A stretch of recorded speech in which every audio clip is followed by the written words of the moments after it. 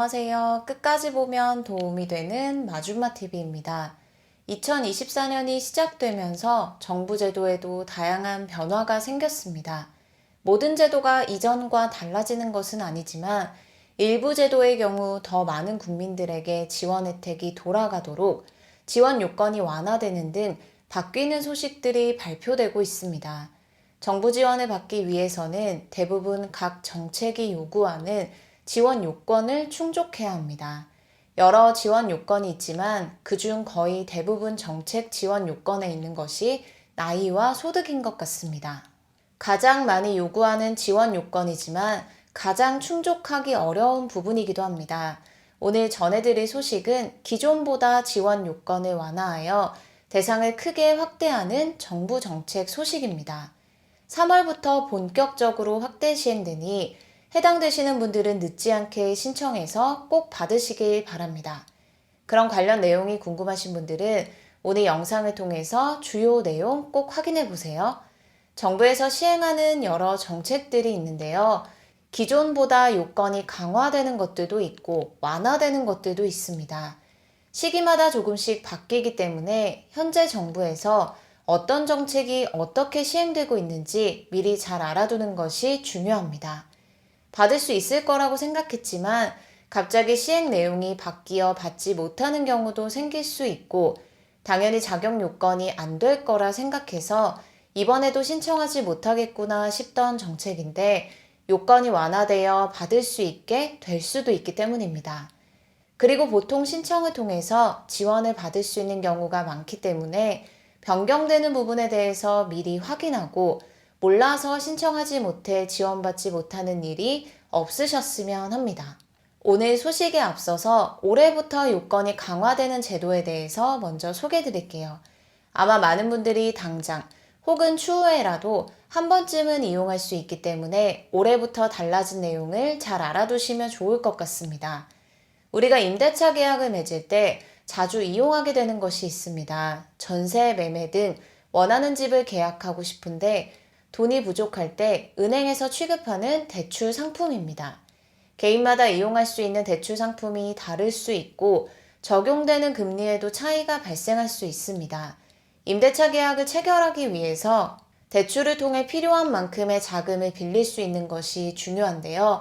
그래서 은행에 방문해서 대출을 알아볼 때 꼭 묻게 되는 것이 얼마까지 대출이 가능한지입니다. 대출 한도가 얼마큼 나오느냐에 따라서 원하는 집을 계약할 수도 그러지 못할 수도 있기 때문인데요. 최근 은행 대출에 새롭게 도입된 제도가 있죠. 은행에 방문해서 주택담보대출 상담을 받았거나 진행하는 분들은 한 번쯤 들어보셨을 것 같습니다. 바로 스트레스 DSR 제도입니다. 2월 26일 이후 신규 주택담보대출부터 적용하는 제도로 현재는 주택담보대출에만 적용하지만 올해 하반기부터는 은행권의 신용대출이나 이 금융권의 주택담보대출까지 적용할 계획이라고 합니다. 그리고 내년 2025년부터는 주택담보대출, 신용대출 등 뿐만 아니라 은행권에서 취급하는 DSR이 적용되는 모든 대출에 스트레스 DSR 제도를 적용할 예정이라고 하니 이 부분도 미리 참고하시면 좋겠습니다. 스트레스 DSR 제도는 변동금리 대출 상품 등을 이용하는 차주가 금리가 올라서 중간에 원리금을 상환하는 데 부담이 생길 수 있는 점을 감안해서 DSR 한도 산정 시 일종의 가산금리를 부과하는 제도입니다. 스트레스 DSR 제도가 도입됨에 따라 대출 한도가 감소됩니다.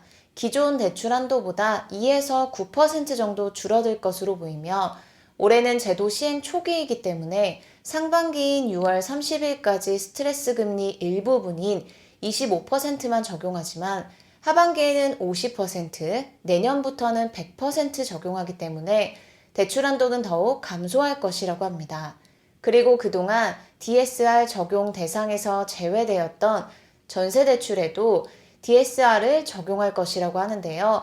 먼저는 주택이 있는 사람에 한해서 적용하는 것으로 검토할 것이라고 합니다. 이처럼 앞으로 임대차 계약을 맺을 때 대출 부분에도 변화가 생겨 고려해야 할 사항들이 있다는 것 잘 기억하시면 좋겠습니다. 다음은 오늘 전해드릴 소식인데요. 3월부터 확대하는 정부 지원 사업 중 하나로 그동안 자격 요건 때문에 해당되지 않아서 지원받지 못하셨던 분들 중 요건이 완화됨에 따라 지원 대상에 포함되신 분들 많이 계실 것 같습니다.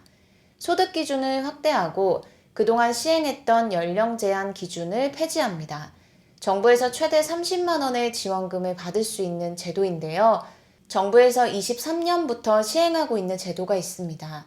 전세 계약 사기로 인해 피해 입는 일들이 점점 늘어남에 따라 정부에서 전세 사기 피해를 방지하기 위해서 전세 보증금 반환 보증 가입을 유도하는 보증료 지원 사업입니다. 하지만 전세 보증금 반환 보증에 가입했다고 해서 전세 보증금 반환 보증 보증료를 모두 지원받을 수 있던 것은 아닙니다. 연령 제한과 소득 기준 등 요건을 충족하는 경우에만 최대 30만 원의 보증료 지원을 받을 수 있었기 때문인데요. 3월부터 전세 보증금 반환 보증, 보증료 지원 사업을 확대 시행합니다. 그동안은 연소득 5천만 원 이하 청년층을 대상으로 시행하고 있었는데요. 청년층 연령 기준은 전남과 강원도만 45세 이하이고 그 외 지역은 만 39세 이하까지로 정하고 있습니다. 2024년부터는 더 많은 국민들의 전세 사기 피해를 예방하기 위해서 그동안 시행되어 오던 연령 제한을 폐지하고 소득 기준, 대상 보증 범위를 확대해서 시행합니다. 확대 시행되는 소득 기준과 대상 보증 범위는 다음과 같습니다. 소득 기준은 청년 5천만 원, 청년 외 6천만 원, 신혼부부 7,500만 원이며 대상 보증 범위는 신청년도 신규 가입 보증에서 신청일 기준 유효한 보증으로 확대됩니다. 보증료 지원은 납부한 보증료의 90%를 받을 수 있고 청년과 신혼부부는 100% 지원받게 됩니다. 받을 수 있는 최대 지원 금액은 30만 원입니다. 보증료 지원을 받기 위해서는 신청을 해야 하는데요. 신청 방법은 두 가지이니 편하신 방법대로 이용하시면 됩니다. 먼저 직접 방문해서 신청하는 방법인데요. 임차주택 주소지 관할, 시, 군, 구청 등에 방문해서 신청하시면 됩니다. 그리고 온라인 시스템이 구축된 지자체의 경우는 방문 신청이 아닌 온라인을 통한 접수도 가능합니다. 그리고 앞으로는 국민들이 보증료 지원 신청에 있어서 더욱 편리하도록 제도 개선을 추진하고 있다고 합니다. 전세보증금 반환보증 가입할 때 보증료 지원 사업 신청도 함께 가능하도록 하는 절차도 추진하고 있다고 하니 이 점도 함께 참고 부탁드립니다. 임대차 계약 체결할 때 이런 부분들도 꼭 한 번쯤 체크하시고 해당되시는 분들은 지원받으시면 좋겠습니다. 오늘 영상도 끝까지 봐주셔서 정말 감사합니다. 구독과 좋아요, 알림 설정 꼭 부탁드립니다. 감사합니다.